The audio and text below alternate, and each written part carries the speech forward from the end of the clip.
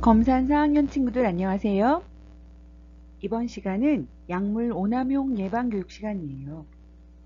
오늘은 의약품 바로 알고 사용해요에 대해서 공부할 거예요. 오늘 배울 내용은 첫 번째, 약의 용도와 종류를 알 수 있어요. 두 번째, 올바른 약의 사용법을 알고 바르게 사용할 수 있어요 입니다. 여러분들은 어떤 약을 먹어봤나요?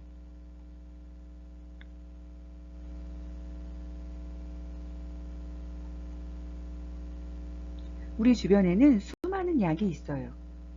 약의 홍수 속에서 살고 있다 해도 과언이 아닙니다.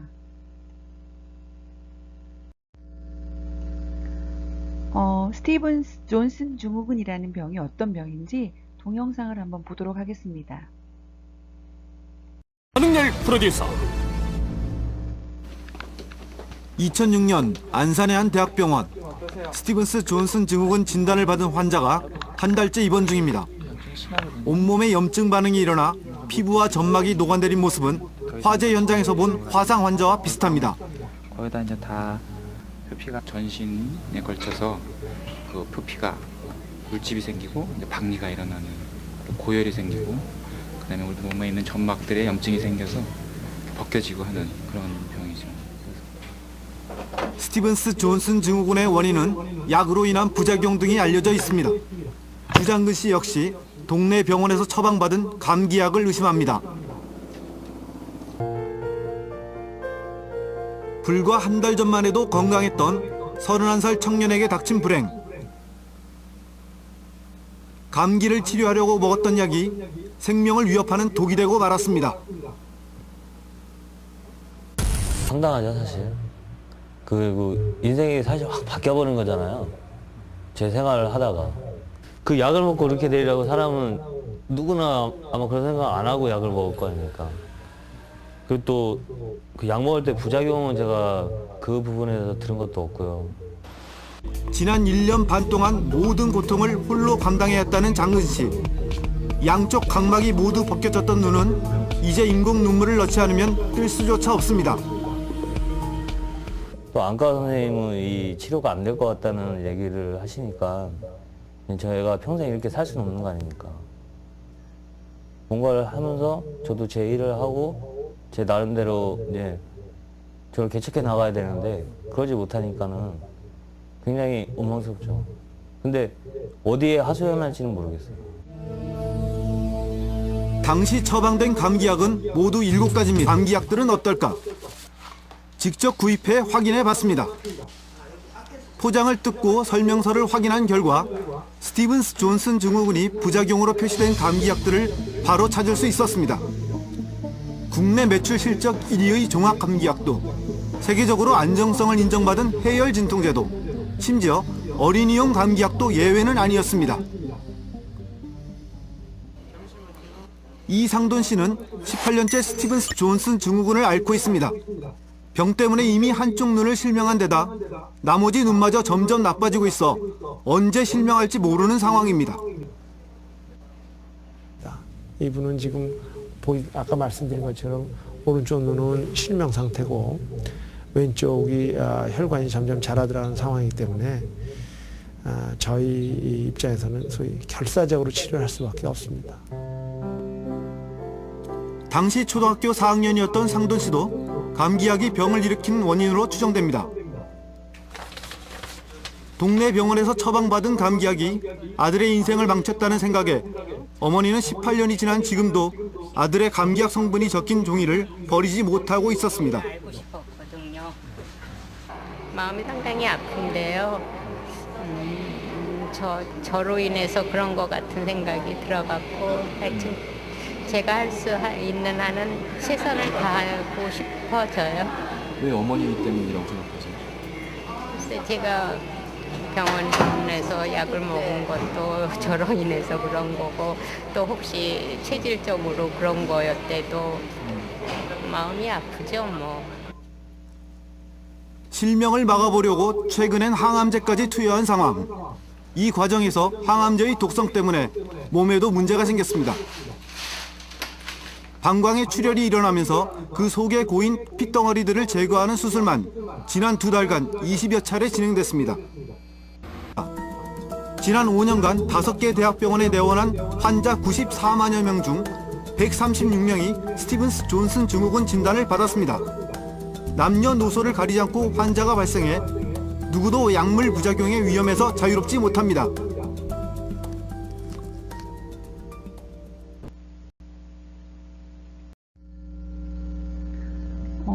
의약품은 전문 의약품과 일반 의약품으로 나누어진대요. 병원에서 의사 선생님의 처방전을 가지고 약국에서 구입할 수 있는 약품을 전문 의약품이라고 하고, 우리가 약국에서 직접 구입할 수 있는 약품을 일반 의약품이라고 한대요. 화면 속에 우리가 가끔 보았던 약들이 있죠. 일반 의약품. 네, 이 약들은 처방전 없이 약국에서 구입할 수 있는 약들이래요.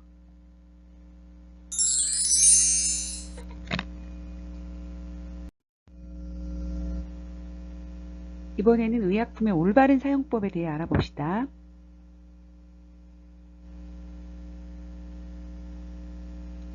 자, 우리는 다양한 방법으로 약을 먹어요. 먹는 약이 있고 눈에 넣는 약도 있네요. 붙이는 약, 우리 파스라고 들어봤죠?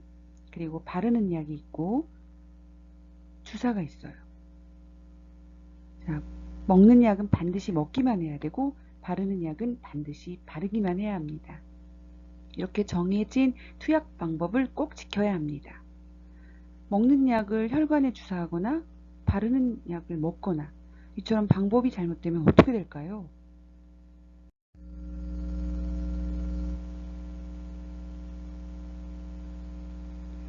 자, 그리고 정해진 용량을 꼭 먹어야 하고 시간을 지켜야만 합니다. 우리가 약국에서 약을 살 때 하루에 몇 번 드세요? 얼마큼 드세요? 밥 먹기 전에 드세요? 밥 먹고 나서 먹으세요? 이렇게 알려주지요. 이런 것들을 꼭 지켜야만 해요. 처방전에 정해진 용량, 시간을 지켜야만 합니다. 피 속의 약물의 농도가 일정하게 유지되어서 약의 효과가 부작용 없이 나타나거든요. 용량이나 시간을 마음대로 조정하면 약의 효과가 없을 수 있고, 또는 약물 과다 복용으로 피 속의 약물 농도가 너무 높아져서 큰일 나요.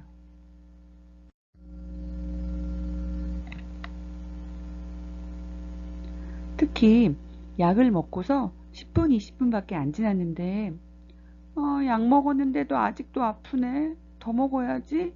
이러면 안 돼요.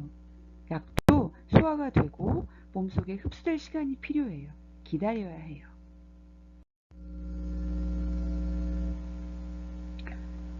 알약을 못 먹어서 혼자서 알약을 가루로 만들어 먹거나 알약을 반으로 잘라 먹거나 캡슐 제약을 알맹이만 빼서 먹거나, 이거 괜찮을까요? 서서히 녹아 효과를 지속해야 하고 장까지 도착해서 녹아서 효과 있는 약이 있고, 캡슐? 이런 약을 마음대로 자르거나 가루로 먹으면 안 돼요. 성분이 다르거나 흡수 시간이 다른 여러 약을 쓸 때 캡슐을 쓰거든요.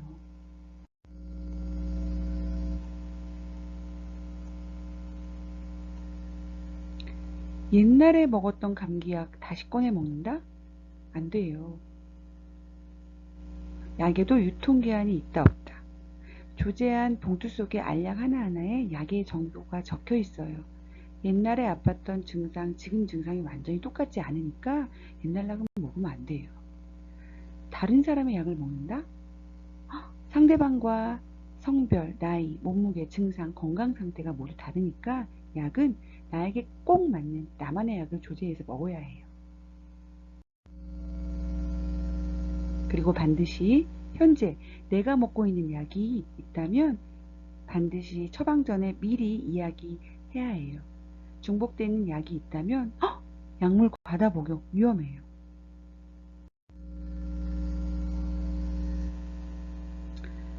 치료 목적이지만 자기 맘대로 잘못 사용하는 것. 양, 종류, 시간 등을 지키지 않고 사용하는 것, 이런 걸 약물 오용이라고 해요.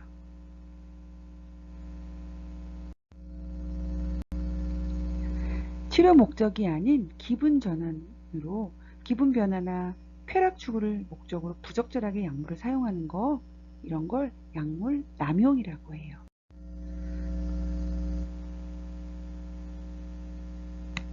자, 의약품의 올바른 사용법 한번 읽어볼까요? 1. 약은 꼭 필요한 경우에만 사용한다. 2. 현재 복용하는 약이 있다면 의사나 약사에게 꼭 알리고 부작용이 생기면 빨리 상의한다. 3. 약 사용 설명서를 꼼꼼히 읽고 정해진 용량과 용법을 반드시 준수한다.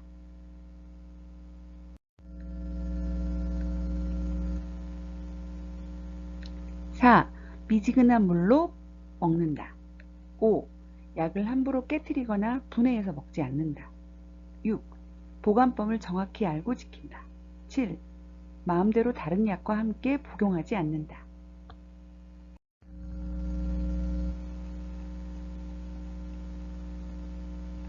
자, 원래는 계약을 했더라면 우리 모둠 활동을 하고 싶었어요. 약품 설명서의 내용을 살펴보고 싶었는데 우리 온라인 계약이니까 모둠 활동은 못하고 여러분들이 집에 있는 약품 설명서를 한번 살펴보세요. 약품명, 약품 성분, 효능, 효과, 용법, 용량, 주의사항, 부작용, 저장 방법, 사용기간 등을 살펴보세요. 의약품은 제대로 알고 먹어야 해요. 감기약, 소화제, 해열 진통제, 지사제. 어떤 약일까요? 첫 번째, 소화제. 자, 이런 약 본 적 있죠? 회스탈. 자, 이런 소화제를 장기간 복용하면 정상적인 소화액 분비 기능이 저하된대요. 유의사항은 지나친 소화제 복용은 의존성 유발, 자꾸 소화가 안 되면 자꾸 먹고 싶고 임의로 장기 복용 시 심각한 질환이 생길 수 있대요. 두 번째, 소염 진통제.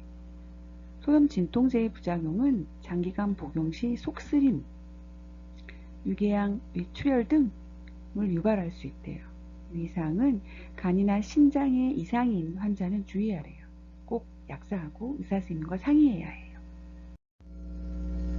세 번째, 감기약은 진해제 성분인 코데인이 마약성 항히스타민인데 졸음과 현기증을 유발하고 또 변비와 점막선모의 제거작용을 억제한대요. 유의사항은 졸음운전 등을 주의하고 잘못 먹었을 때 중독 가능성이 있대요. 오, 소리가 무섭지요? 네 번째, 항생제의 부작용은 쇼크, 내성균 조성, 혈액질환, 간질환, 성각장애 등이 있고요. 유의사항은 소화, 금기, 주의 증상에 따라 항생제의 종류와 사용기간이 모두 다르답니다. 자, 여기까지 우리의 약의 종류를 살펴봤고요. 약물의 오용이 무엇인지 또는 잘못 사용한 남용이 무엇인지 공부했어요.